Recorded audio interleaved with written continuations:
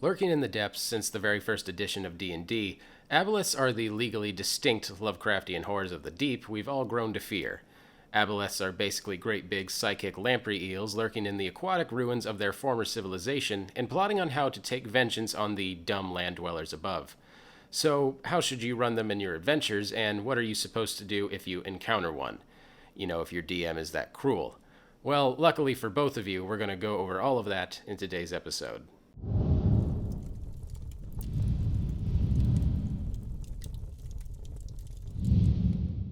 As I mentioned earlier, Aboleth lore is really Lovecraftian Cthulhu mythos lore wearing a legally distinct mask. We've got sunken cities, bizarre and utterly alien psychology, eldritch horror, and loads of creepy tentacles. Oh, and lots of brainwashed fish people. This elder evil is a terrifying fishy monster that used to rule the world and can psychically influence the unwitting fools up on the land. Originally from the far realm, an elemental plane of madness, they are not natives to this place. They're also intensely smart and have a bizarre form of racial memory. New Aboleths literally remember everything their parents remembered, and for functionally immortal beings that have been around since earliest recorded history, they can hold a grudge or conduct a scheme for a very long time. Physically, their descriptions have been waffled back and forth between more eel-like and more squid-like over the years, but generally they look like big lamprey eels with a bunch of bonus tentacles. If you're not familiar with lamprey eels, they're a real-life creature that looks like it was born in the nightmare dimension, and kind of look like most of my sleep paralysis demons. Essentially eel-like, but with a big jawless sucker mouth filled with teeth. Aboleths are fundamentally psionic and have a nasty habit of mentally enslaving the upstart races. Everybody that's not an Aboleth, for short. To do their bidding. This wouldn't be too much of a problem if it weren't also for their trademark Aboleth slime. Just like the hagfish, these monsters exude buckets of slime that surround them in the water. Touch or breathe the slime in from attacks or simple proximity, and you risk catching the Aboleth disease. The nasty goop quickly transforms you into a fishy shadow of your former self, and forces you to only breathe underwater while you're affected.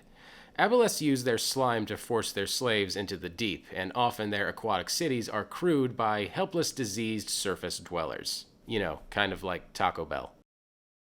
Right out of the monster manual, there are technically variant Aboleths, great big nasty ones in some wimpier young forms from previous editions, but mainly with 5e, let's just stick with the OG eel work that we have here.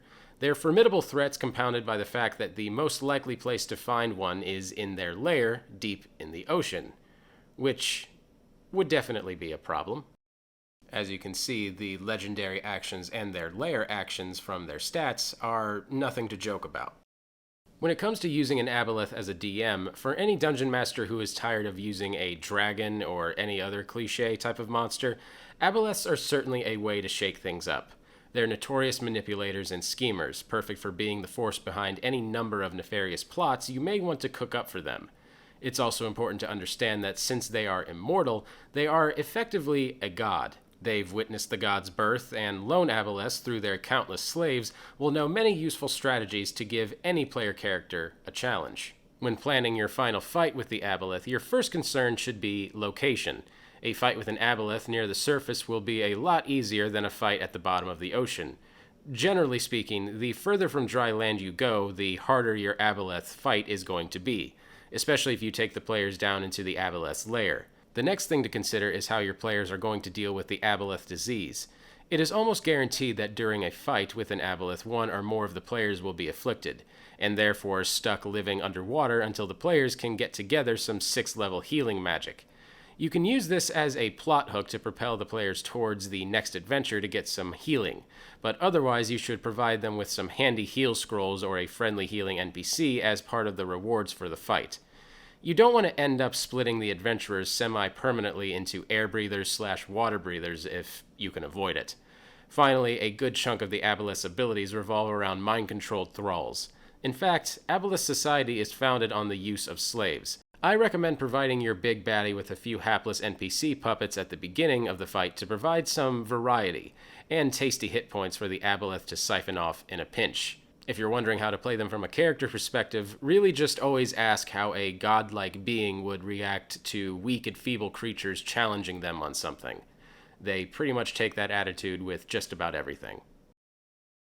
The name of the game when fighting an Aboleth is staying dry. If your DM gives you the choice, don't go swimming and fight the big eel from dry land.